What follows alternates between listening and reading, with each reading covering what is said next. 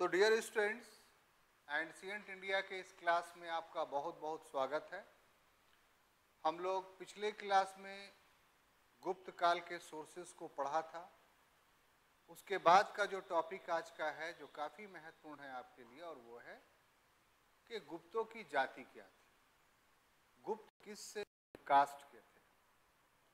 मौर्यों के बारे में भी हम लोगों ने देखा था कि मौर्य किस जाति के थे। शुंग, कण्व, सातवाहनों के बारे में हम लोगों ने देखा था कि वो किस जाति के थे। तो उसी तरीके से गुप्तों के बारे में भी हम लोग देखेंगे कि आखिर गुप्त किस जाति के थे।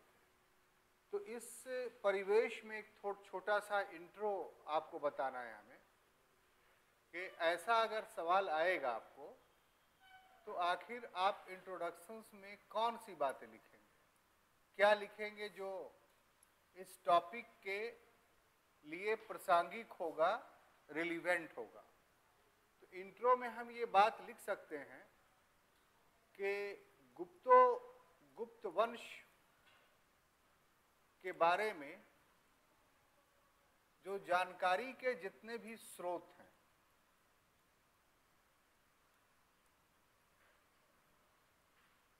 जैसे एग्जाम्पल के तौर पर हमें गुप्त वंश के बारे में जो जानकारी मिलती है वो उनके काल में जो सिक्के जारी हुए उनसे जानकारी मिलती है। उस पीरियड के बहुत सारे पुरातत्व प्राप्त होते हैं, उनसे जानकारी मिलती है। उस काल के बहुत सारे ग्रंथ प्राप्त होते हैं जिसमें पुराण, मत्स्य पुराण, वायु पुराण और ब्रह्मांड पुराण है। इन सब से हम लोग को जानकारी मिलती है। लेकिन ये सारी जानकारियों से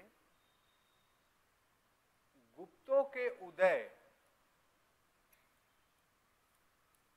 या गुप्तों की जाति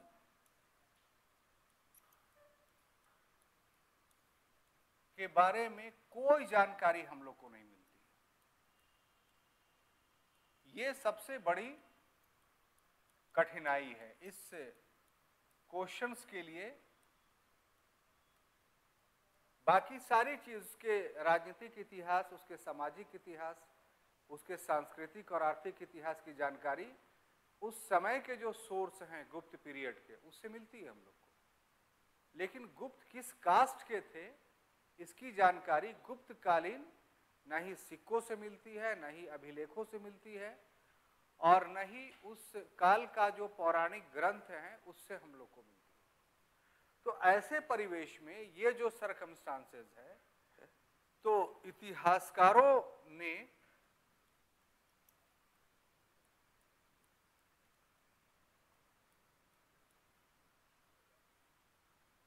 के मध्य बहुत सारे विचार प्रचलित हैं गुप्तों के बारे में। जैसे कुछ इतिहासकार कहते हैं कि गुप्त शूद्र थे, कुछ इतिहासकार कहते हैं कि गुप्त वैश्य थे, कुछ इतिहासकार कहते हैं कि गुप्त क्षत्रिय थे, और कुछ इतिहासकार कहते हैं कि गुप्त जो है ब्राह्मण थे। तो इस प्रकार के विविध विचार,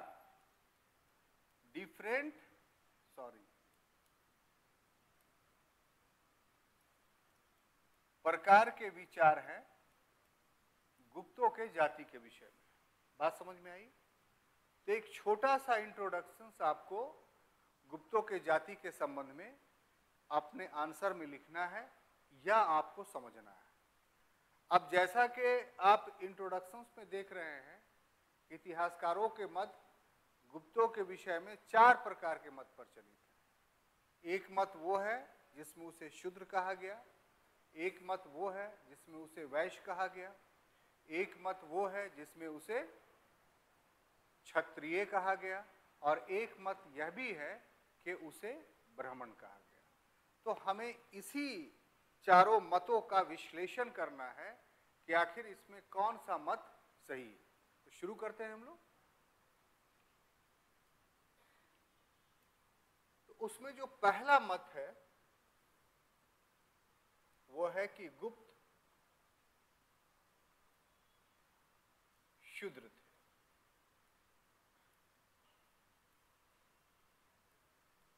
ठीक है, इस मत के प्रतिपादक जो हैं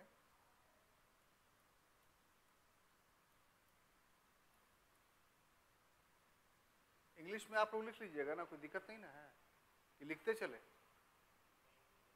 ठीक, इस मत के जो प्रतिपादक हैं उनका नाम है काशी प्रसाद जायसवाल।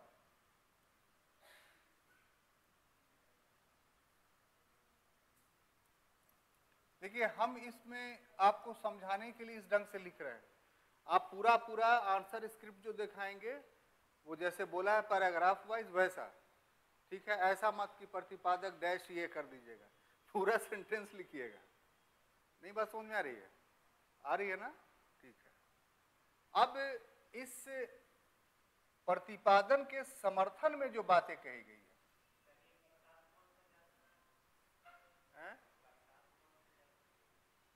प्रसाद तो सभी लोग लगाते हैं, जायसवाल पूछिए तो एक बात है। हाँ, ये फॉरवर्ड भी लगाते हैं, बैकवर्ड भी लगाते हैं। ये प्रसाद से आपको जाति क्लियर नहीं होती है। ठीक है, ये बनिया कम्युनिटी के थे जायसवाल। अगर आप लीजिएगा, बनियों में भी बहुत सारे वर्ग है, उसमें से एक वर्ग ये भी है, हैं? तो इसके समर्थन में जो तर्क दिया जाता है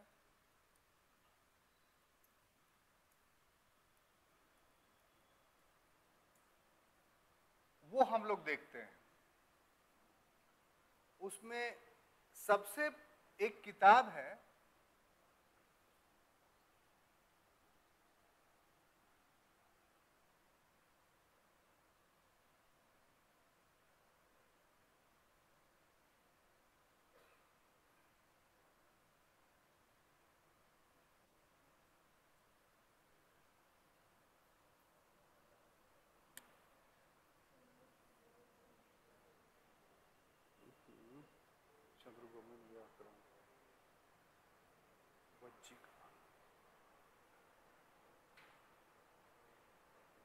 कौमुदी महोत्सव।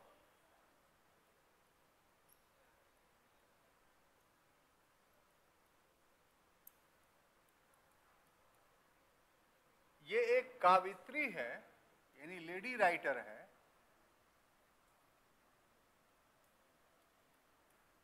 जिसका नाम है वज्जिका। क्या नाम है? वज्जिका। इसके द्वारा लिखा गया ये पुस्तक है और काशी प्रसाद जायसवाल इसी पुस्तक को आधार मानते हैं। इसमें एक कहानी है कौमुदी महोत्सव में, और वो कहानी है कि एक शासक है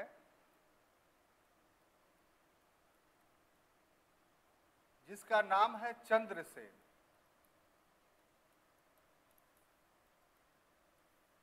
और ये जो है वो निसंतान था। क्या था? निसंतान होने के वजह से उसने एक बालक को, जिसका नाम हम मिस कर रहे हैं, उग्रसेन गलत है,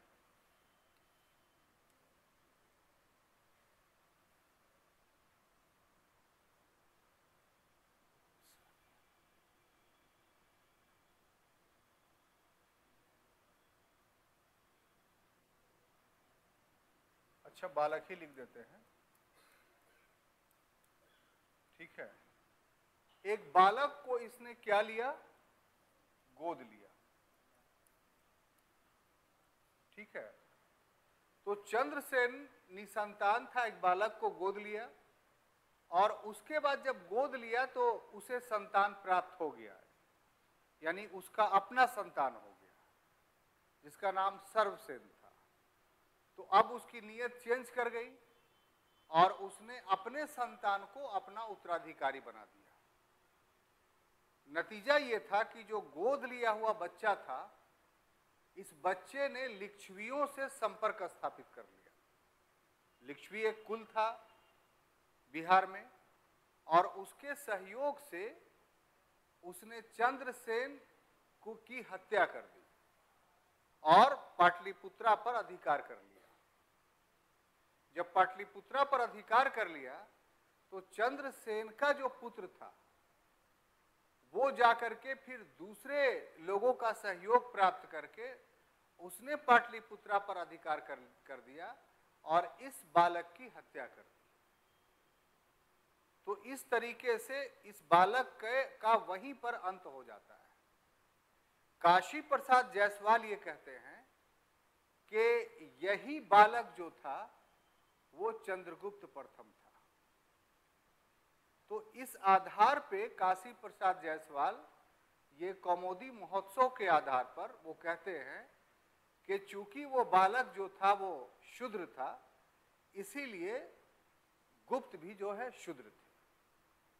बात हाँ, तो ये इनका कौमुदी महोत्सव से ये वर्णन है। सिर्फ यही नहीं रुकते हैं, बल्कि एक और पुस्तक का सहारा लेते हैं, और वो पुस्तक है चंद्रगोमिन का व्याकरण। चंद्रगोमिन का व्याकरण।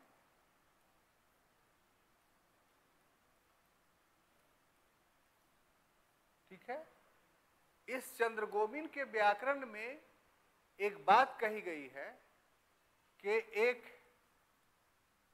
चट जाति थी और इस चट जाति ने हूनों को पराजित किया था।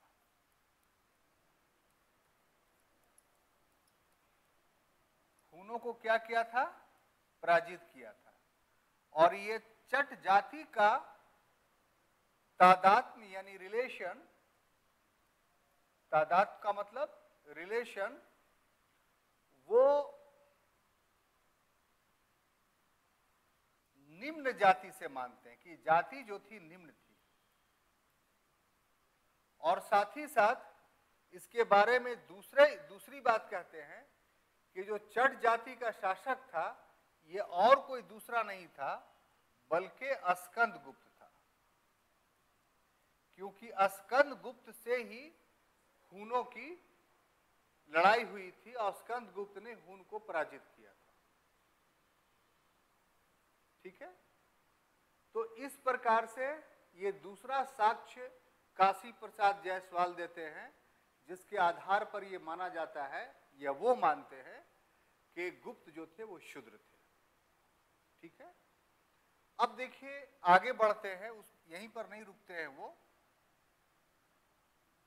उसमें आगे में और भी उनका मत है, तो उस मत को भी हम जानेंगे।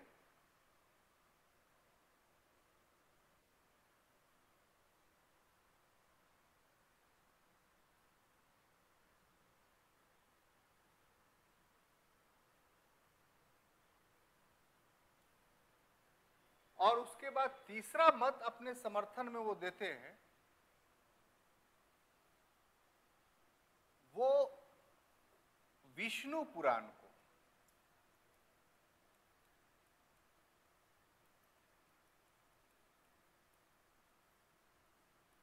विष्णु पुराण में ये बात कही गई है, मौर्यों के समय, शुंग वंश के समय हम लोग पढ़ चुके हैं या मौर्यों के समय पढ़ चुके हैं कि विष्णु पुराण में एक बात का वर्णन है कि नंदों के बाद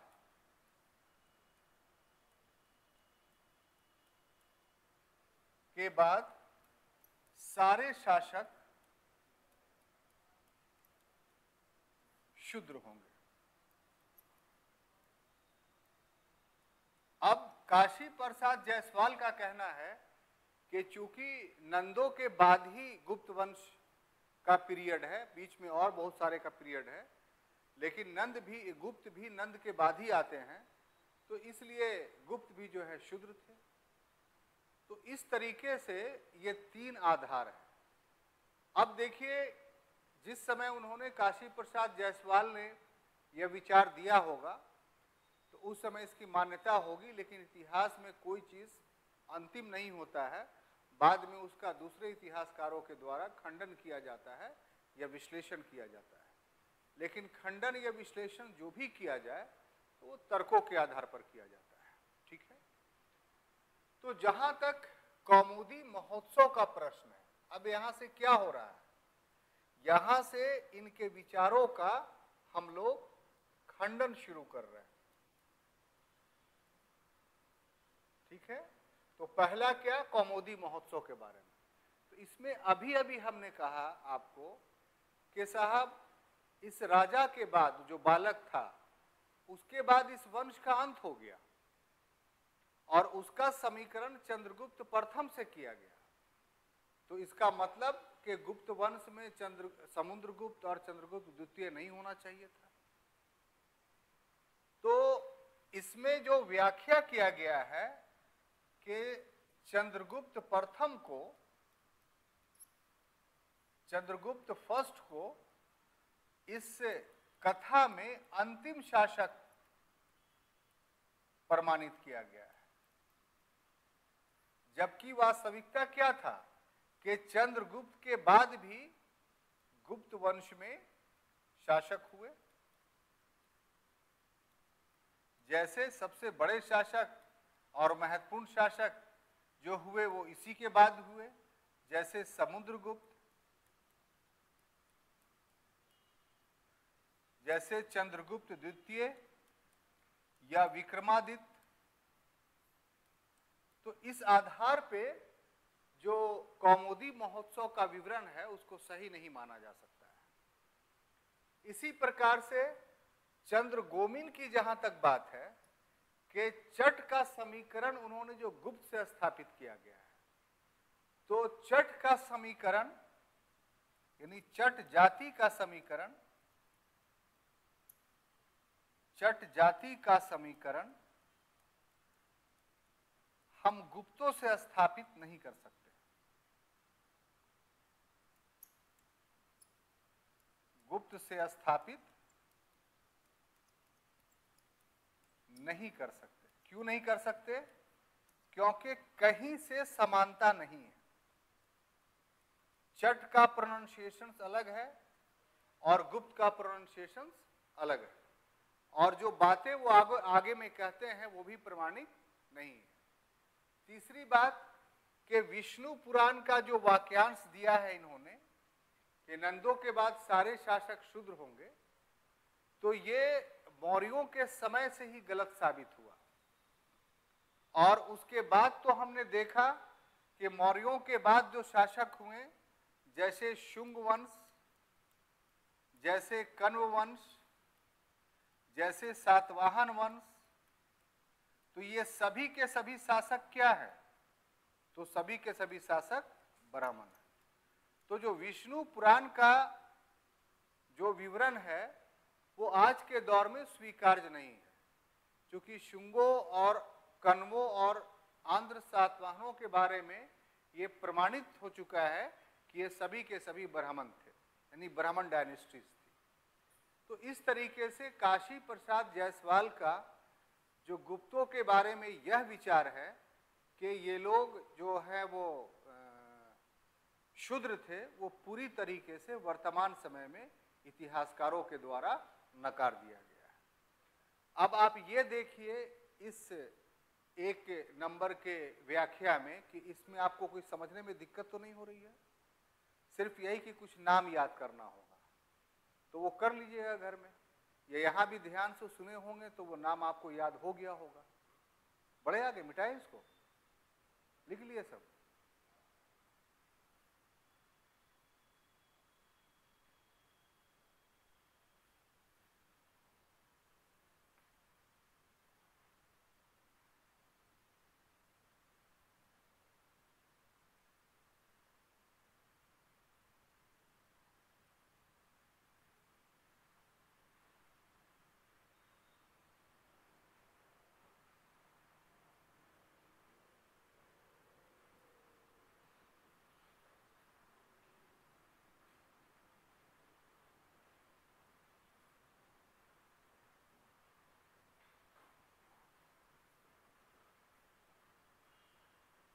गया। अब देखिए दूसरा टॉपिक हम लोग का क्या होगा। दूसरा टॉपिक हम लोग का होगा कि गुप्त वैश्य।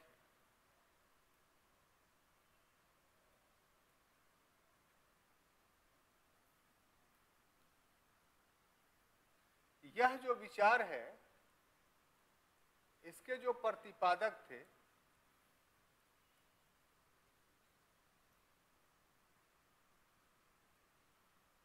उसमें एलन है,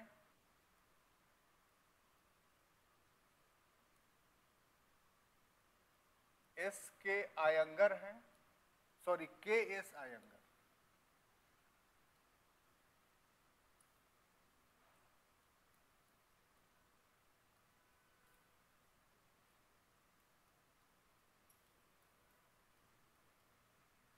जो महत्वपूर्ण है वो रोमिला थापर हैं।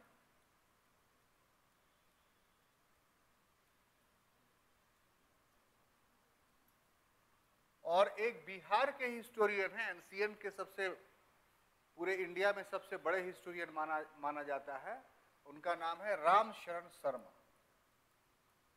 ये पटना यूनिवर्सिटी के ही थे। तो ये प्रतिपादक हैं और इनका क्या किस ढंग से प्रमाणित करते हैं कि साहब गुप्त लोग वैश्य थे। बहुत दिनों तक रोमिला थापर का विचार जो है वो प्रिवेल किया, मतलब इतिहासकारों के बीच स्वीकार्य रहा। तो उसमें हम देखते हैं कि इसका जो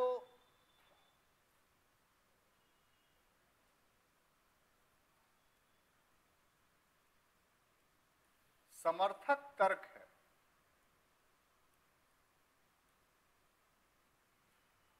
वो मत्स्य पुराण है।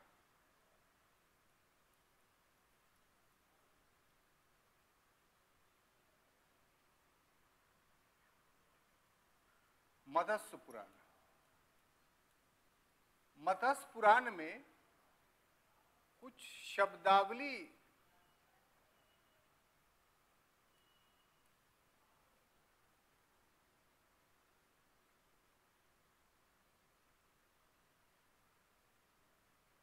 जातियों का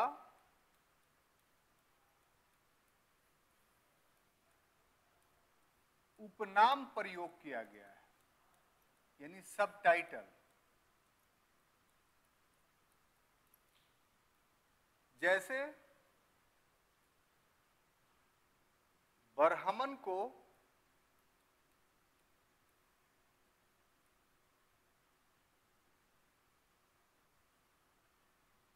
के लिए शर्मा,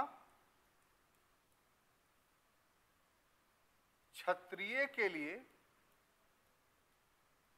वर्मा, वैश्य के लिए गुप्त और शूद्र के लिए दास शब्द प्रयोग किया गया है। यही मूल आधार है एलन का, के आयंगर का, रोमिला थापर का और शर्मा का, कि ब्राह्मण लोग शर्मा लगाते हैं, क्षत्रिय लोग वर्मा लगाते हैं और वैश्य लोग गुप्त लगाते हैं और शूद्र लोग दास लगाते हैं। तो इनका कहना यह है, इन इतिहासकारों का, कि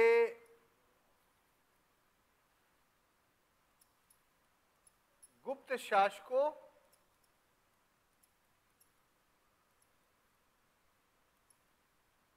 के नामों में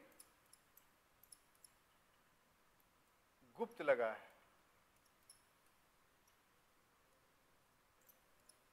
इसलिए गुप्त वंश जो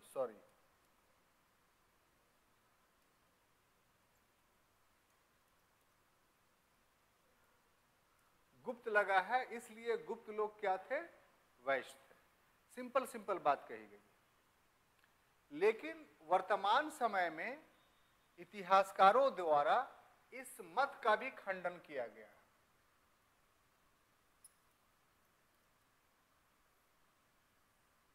और खंडन करने का जो आधार है वो ये कि पहला बात तो ये कि जो गुप्तों के प्रथम शासक थे, गुप्तों के प्रथम शासक थे,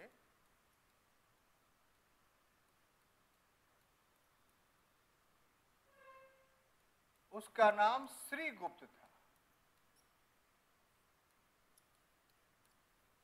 ठीक है, तो ऐसी स्थिति में आगे आने वाले शासकों ने जो है वो अपने प्रथम शासक के नाम को अपना नामांत, अपना टाइटल बनाया। ऐसा नहीं है कि वो वैश्य जाति के थे इसीलिए उन्होंने गुप्त पदवी धारण की या गुप्त नामांत लगाया। दूसरा कि इसका जो दूसरा शासक था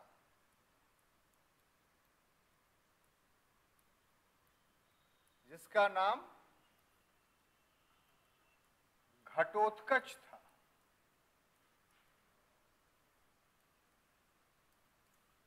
के नाम के आगे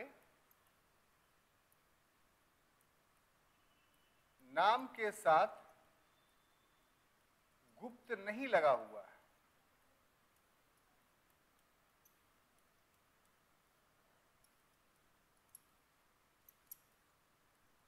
ठीक है, तो अगर इनका नामांती होता, टाइटल भी होता और ये वैश्य होते तो फिर जो दूसरा शासक घटोत्कच था उसके नाम के साथ भी गुप्त लगा होना चाहिए था, लेकिन ऐसी बात नहीं है। तीसरा तर्क ये खंडन करने वाले देते हैं कि गुप्त नामांत यानी गुप्त टाइटल केवल वैश्य ही नहीं लगाते हैं,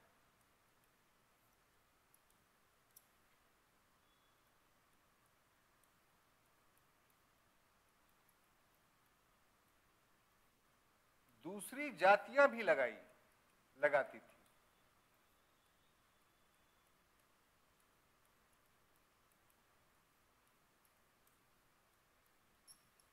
दूसरी जातियां भी लगाती थी। जैसे सबसे बड़ा एग्जाम्पल क्या है, तो चाणक्य के बारे में या कौटिल्य के बारे में। चाणक्य और कौटिल्य एक ही नाम है और इसका वास्तविक नाम ये नहीं था, बल्कि इसका वास्तविक नाम क्या था, तो इसका वास्तविक नाम विष्णुगुप्त था।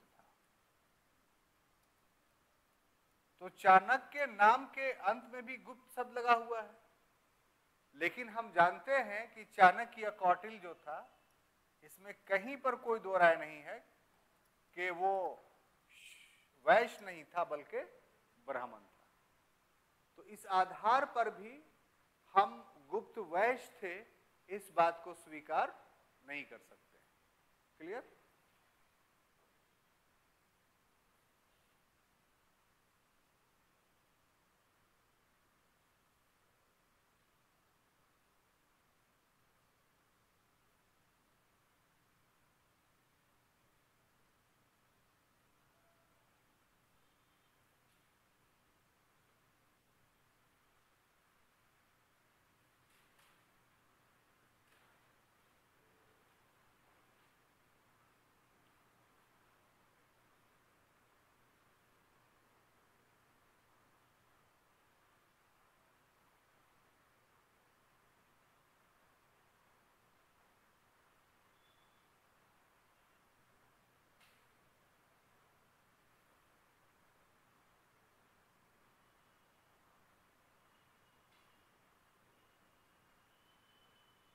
हो गया साहब?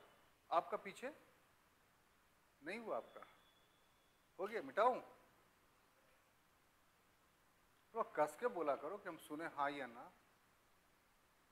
आदत पड़ गई है लगता है, धीरे धीरे बोल रहे।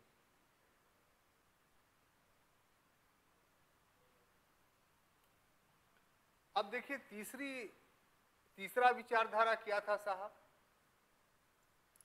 कि गुप्त क्षत्रिय थे।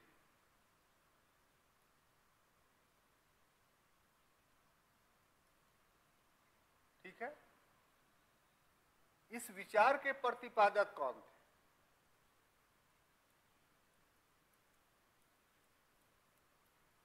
तो गुप्त क्षत्रिय थे। इस विचार के प्रतिपादक सुधाकर चट्टोपाध्याय थे।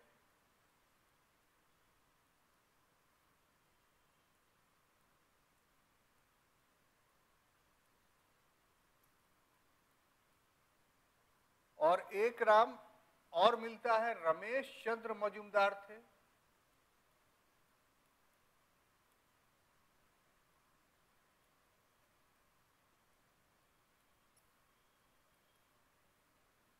और इन इतिहासकारों का जो समर्थक तर्क है वो जानिए कि किस आधार पर इन्होंने बात कही कि गुप्त जो थे वो क्षत्रिय थे। उसमें पहला बात है गंजोम अभिलेख। ये नया नाम आपको मिला होगा, अभिलेख से आप परिचित होंगे ही। गंजोम अभिलेख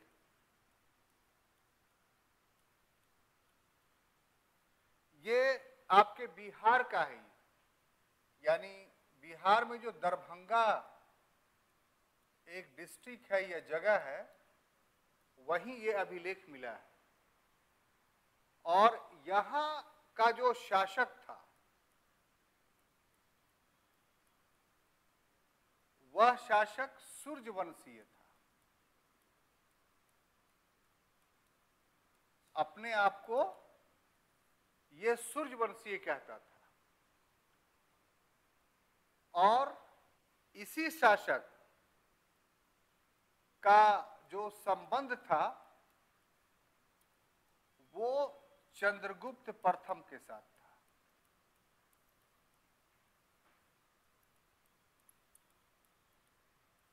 तो चूंकि गंजोम अभिलेख का शासक सूर्यवंशीय था और ये चंद्रगुप्त प्रथम से संबंध था, उसका संबंधी था, और चूंकि सूर्यवंशीय क्षत्रिय होते थे इसीलिए गुप्त भी क्षत्रिय है।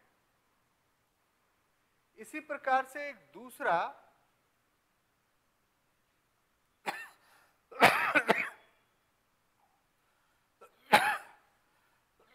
जावा अभिलेख मिला है। जावा पता है कहां है? इंडोनेशिया में है।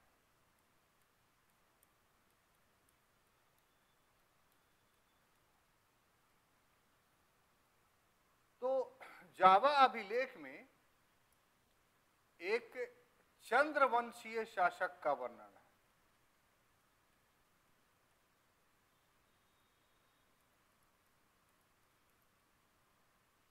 ठीक है, और इसका संबंध भी गुप्तों से स्थापित किया गया है इन विद्वानों के द्वारा। और इस आधार पे ये दो अभिलेखीय साक्ष्य के आधार पर सुधाकर चट्टोपाध्याय और रमेश चंद्र मजूमदार का विचार है कि गुप्त क्या थे? क्षत्रिय थे। इस विचार में कितनी सत्यता है ये अभी और इसमें अनुसंधान होने की जरूरत है, लेकिन इसका खंडन कुछ आधारों पे किया गया है इन विचारों का। यानी ये विचार अकाट स्वीकार नहीं कर लिए गए बल्कि इसका खंडन भी हुआ है। और जब हम खंडन देखते हैं तो हमें पता चलता है कि निष्कंटक विचार नहीं है। यानी ऐसा नहीं है कि इसका कोई आलोचना नहीं हुई है। सबसे पहली बात ये कि ये जो गंजोम अभिलेख है, अगर हम तर्क के खातिर मान भी लें कि इस अभिलेख का जो शासक था उसका संबंध चंद्रगुप्त प्रथम के साथ था, तो सबसे बड़ी बात यह है कि इस अभिलेख में जो इस वंश का सबसे प्रतापी शासक था, जैसे एग्जाम्पल के तौर पर समुद्रगुप्त और चंद्रगुप्त द्वितीय या विक्रमादित्य, चंद्रगुप्त विक्रमादित्य, इसका उल्लेख नहीं है इन अभिलेखों में।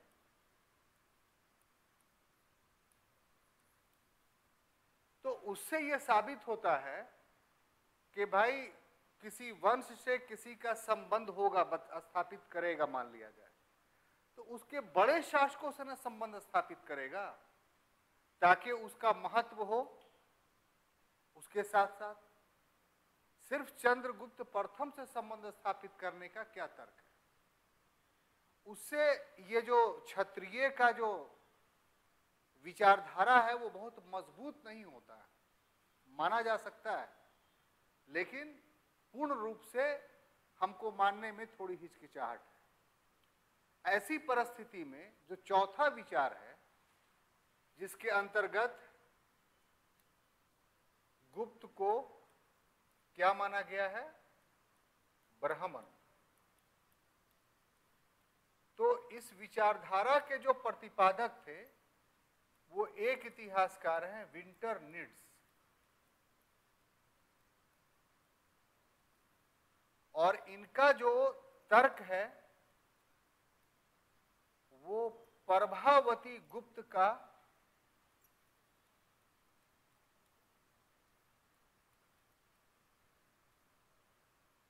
पूना लेख है या पूना अभिलेख है। और इस अभिलेख में प्रभावती गुप्त कहती है कि हम धारण गोत्र के ब्राह्मण हैं।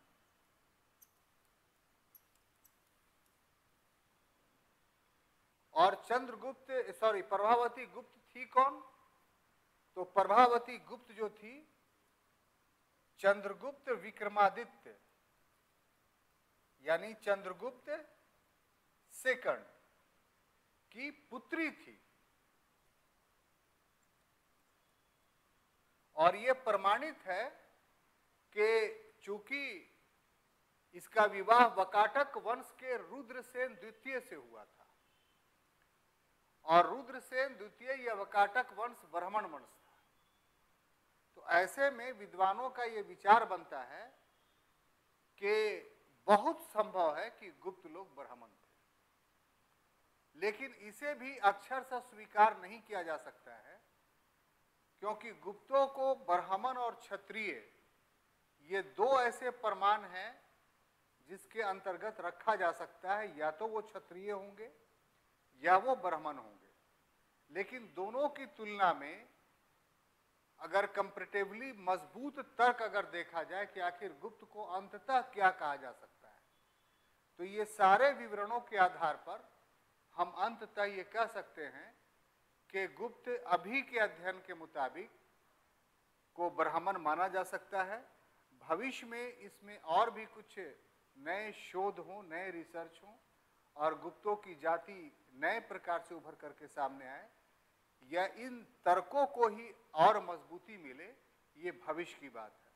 तो जब तक नए अनुसंधान नहीं होते हैं तब तक हम गुप्तों को क्षत्रिय या ब्राह्मण, और ज़्यादा महत्वपूर्ण ये होगा कि ब्राह्मण ही माने तो ज़्यादा अच्छा होगा। तो हम समझते हैं कि एक छोटी सी टॉपिक थी गुप्तों की जाति के संबंध में, जिसमें जितने प्रकार के विचार थे उन सभी को मैंने आपको बताया। ये टॉपिक खत्म होता है, तब तक के लिए अगले क्लास के लिए हमें अनुमति दीजिए। धन्यवाद।